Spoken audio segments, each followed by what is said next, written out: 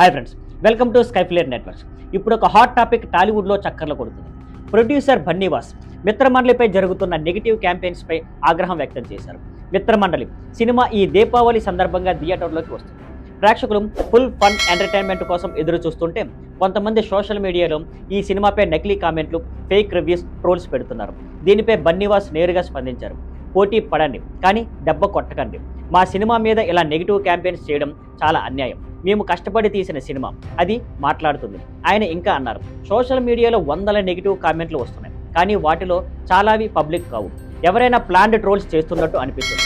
బన్నీవాస్ చెప్పిన మరో strong point, మేము కేవలం సినిమా చేయడమే కాదు, మంచి కంటెంట్ ఇవ్వడం మా బాధ్యత.